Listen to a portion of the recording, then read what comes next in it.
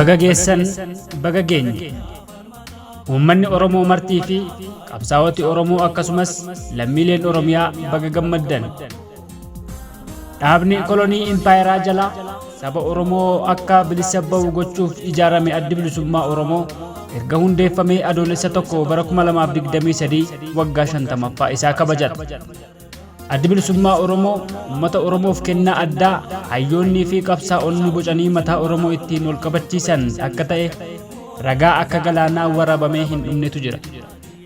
Saba Oromoo jaarraa tokko oliif hiddi gabrummaa keessatti dagaagee biyyaa fi sabummaa dhabee afaanii fi aadaa mulqamee eenyummaan isaa addunyaa irraa akka dhokatu taasifamee kan ture addi bilisummaa Oromoo bara 1973 bu'uureffamuun ilmaan saba keenyaa qabsaa'oti Oromoo falmaa hadhooftuu taasisanii fi wareegama waggoota 50f kaffalaa jiraniin sabni Oromoo faajjii fi alaabaa adda bilisummaa Oromoo yookiin alaabaa Oromiyaa jalatti wal gurmeessee eenyummaa isaa deeffachuu fi biyya isaa Oromiyaaf akka falmatu afaan isaa qubee afaan Oromoon akka katabamee barreessu irrayyuu darbee afaan barnoota ammayyaa taasisuu irratti addi bilisummaa Oromoo gahee leencaa bahatee jira.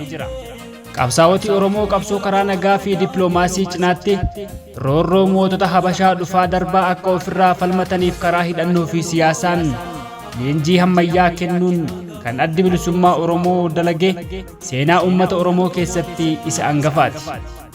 Waraana bilisummaa Oromoo ijaaruu fi ammayyeessuun falmaa hadhooftuu baroota dheeraa taasiseen mirgi uummata Oromoo akka kabajamuu fi duubatti akka hin deebine eeggitii itti tolchee jira.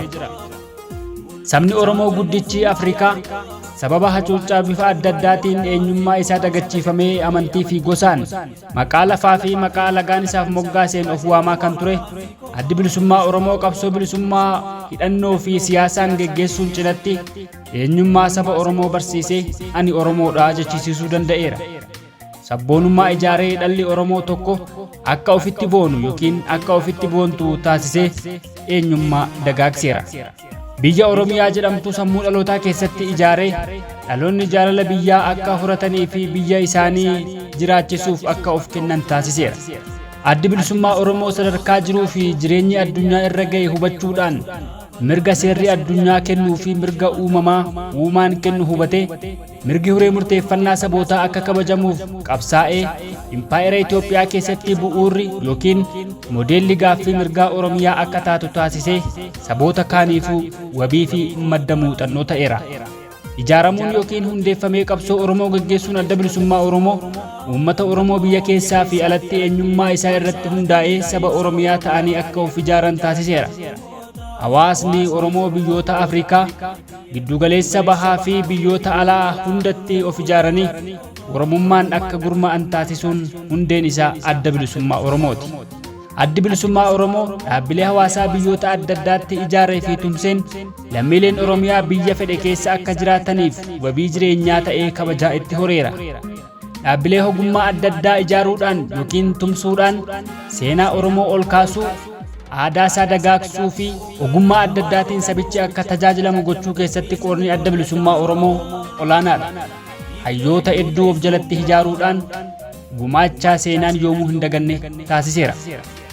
Artistooti Oromoo hangafoota irraa kaasanii haga dhaloota har'aatti adda bilisummaa Oromoo jalatti yookiin daandii adda bilisummaa Oromoo irratti tarree galanii qabsoo gaggeessuun afaanii fi aadaa akkasumas warraaqsa Oromoo akka guddisan taasisuun hundeen isaa adda bilisummaa Oromoodha.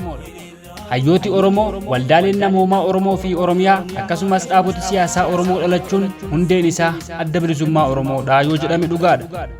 Dargaggoonni Oromiyaa bara 2005 irraa kaasee haga bara 2010 fincila diddaa gabrummaa akka gaggeessaniif addi bilisummaa Oromoo gahee guddaa taphate. Bara 2011 qeerroo bilisummaa Oromoo hundeessuu taliiguu fi gaggeessuu keessatti addi bilisummaa Oromoo daandii warraaqsaa bifa addaan toora qabsiisee Oromoo abdiitti horeera. Kanaaf uummanni Oromoo biyya alaa fi keessa jirtan ardii hunda keessa babal'attanii Oromummaan boontan hundi baga guyyaa dhalachuu adda bilisummaa Oromoon isin gahee yommuu jennu gammachuu guddaadhaan. Egaan adoolessa 1 bara 2023 uummanni Oromoo ardii kana irra jiru adeemsa adda bilisummaa Oromoo waggaa 50 eessaa kaanee har'a as geenye isa jedhuuf waliin kabajaa hundeeffama adda bilisummaa Oromoo taasisuun murteessaadha. Oromoo hundi Oromummaan jiraachuu keenyaafis ta'e hojjechuuf xurreen isaa toora adda bilisummaa Oromooti. Qophii waggaa 50ffaa adda bilisummaa Oromoo irratti qabsaa'oti karaa adda addaa qooda guddaa sochii qabsoo Oromoof gumaachan irratti argamu. Seenaa qabsoo Oromoo fi daandii adda bilisummaa Oromoo irra tare mara uummata Oromoof seenaa ajaa'ibaa ni dhiyeessu. Hoogganoonni adda bilisummaa Oromoo gadaa darbee, hoogganoonni adda bilisummaa Oromoo gadaa ammaa, ijaarsi hawaasa Oromoo biyya hunda jiru, ijaarsi hayyoota Oromoo fi jaarmiyaaleen namoomaa Oromoo hundi, gahee fi ijaarsi artistoota Oromoo biyya hundatti, gahee fi qooda miidiyaalee Oromoo, qooda shamarran Oromoo qabsoo Oromoo keessatti, waldaalee amantii Oromoo, sochii dargaggootaa Oromoo yookiin qeerroo bilisummaa Oromoo fi kan kana fakkaatan hundi bifa ijaarsaan gahee adda bilisummaa Oromoo waggaa 50 keessatti uummata Oromoof gumaache bifa seena qabeessaan dhiyeessu. Seenaan adda bilisummaa Oromoo seenaa sabichaa waliin waan walitti hidhatu haguma Oromoo fi Oromiyaa bal'ata. Himamees barreeffamees hin dhumu.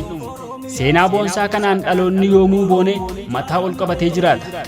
Seenaan guyyaa kana dhihaatu hundisaa seenaa uummata Oromoo fi adda bilisummaa Oromoodha. Seenaa tokko tokko Oromoo hunda waan ta'eef akka argamtanii seenaa keessan bartan, hubattan, irraa barreessitanii fi dhalootaaf dabarsitan waamicha kabajaa fi seena qabeessa isiniif taasifna. Irra deebinee bakka guyyaa hundeeffama adda bilisummaa Oromoo waggaa 50ffaan isin gahee isiniin jenna. Injifannoo uummata bal'aaf.